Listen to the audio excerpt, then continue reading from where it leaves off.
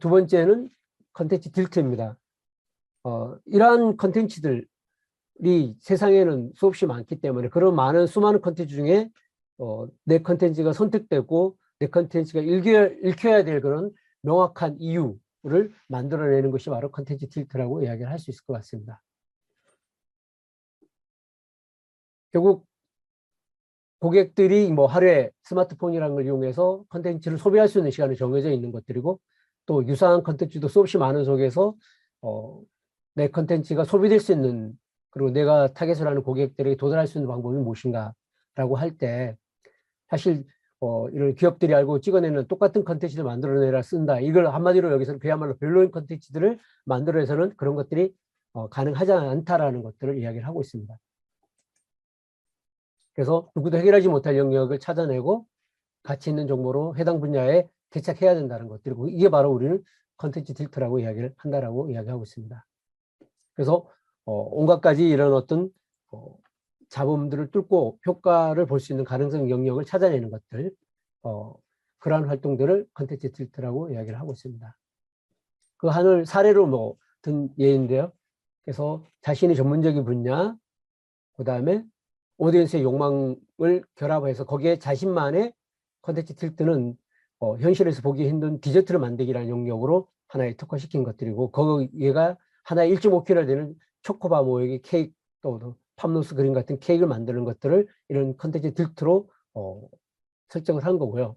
마일드 컨텐츠 딜트라는 거는 화장품에 관한 것들인데 저자극 제품에 대해서 전문적인 지식을 갖고 있는 자신의 어떤 전문성을 가지고 있는데 그 오디언스 욕망은 지속적인 화장에 대한 어떤 조언들 전문적 지식을 받고자 하는 것들 오디언스 욕망에 자신만의 딜트라는 걸 화장품과 알레르기에 대한 과학적인 접근이라는 그런 자신만의 딜트를 가지고 포지셔닝을 했다라는 겁니다.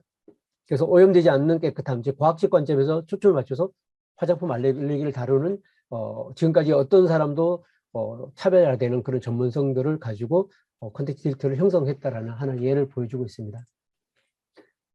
그래서 극단적인 예가 될 수 있지만 내가 그렇게 만든 컨텐츠들이 어느 날 사라졌을 때 과연 그 컨텐츠 누군가가 찾고 그리워할 수 있는가라는 부분 정도의 어떤 컨텐츠적 가치가 있을 때 그렇지 않다면 그건 상당히 심각한 문제고 컨텐츠 딜트로서의 어떤 존재 차별화 전략이 성공했다고 볼 수 어렵다라고 이야기를 하고 있습니다.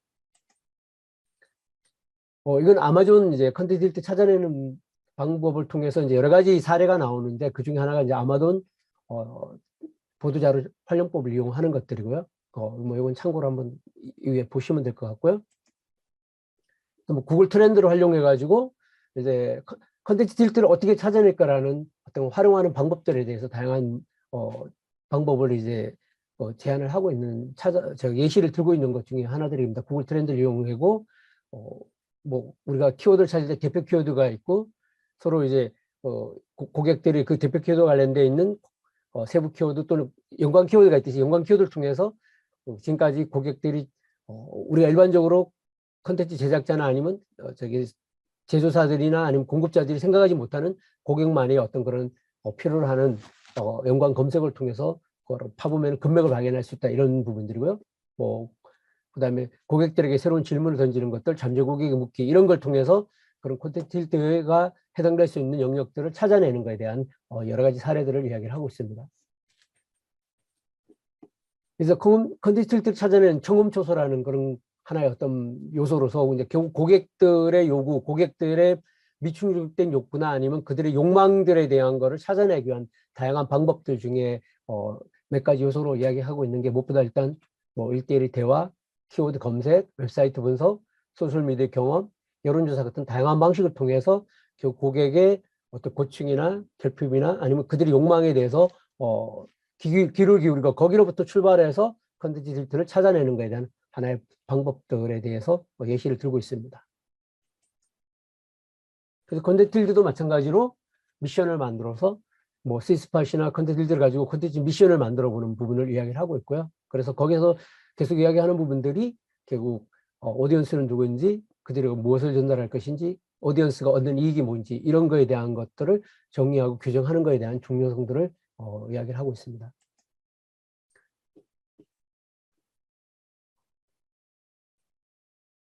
이건 한 이제 데런 로즈라는 부분에서 이제 사례를 컨텐츠 딜들을 만든 사례를 이야기를 하고 있는데요.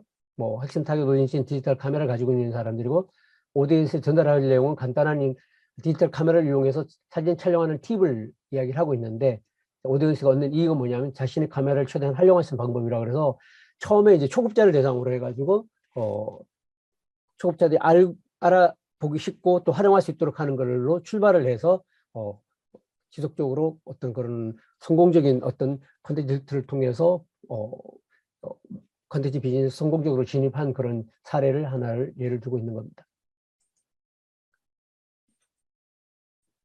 뭐 여기 나오고 있지만 필요한 것이 아니라 원하는 것. 그래서 저는 이제 이 부분이 상당히 좀 다가온 것 같아요. 그러니까 제가 지금까지 이제 컨텐츠를 비즈니스나 아니면 컨텐츠 마케팅을 이야기할 때 가장 많이 이야기했던 게 뭐냐면 고객의 고충이나 결핍이나 그들의 미충족된 욕구나 이런 쪽을 이제 좀 중심적으로 많이 컨텐츠를 발굴하거나 아니면 문제 해결을 위한 어떤 컨텐츠를 만들 때 많이 중심적으로 고민을 했었는데 이런 필요보다 이제 오히려 더 이런 욕망을 중심으로 하는 거에 대한 생각들을 키워나가는 게 중요하다라고 그걸 여기서도 이야기하고 지금 제가 다른 책에서도 보면서 그 부분에 대해서 많이 지금 요즘 이야기를 듣고 있으면서 저도 이제 공감을 많이 하고 있는 것 같아요. 그래서 고객 문제 해결의 초청도 중요하지만 그들이 욕망을 해결하고 욕망을 채워나가고 또 그 욕망을 통해서 어떤 삶이 개선이 될 수 있도록 하는 형태의 그런 딜트를 찾아내는 것들도 되게 중요한 요소가 되는 것 같아요. 그래서 여기도 고객 욕망의 핵심에 도달하려면 그들이 되고자 하는 것에 초점을 맞추고 그들이 진심으로 가고자 하는 지점에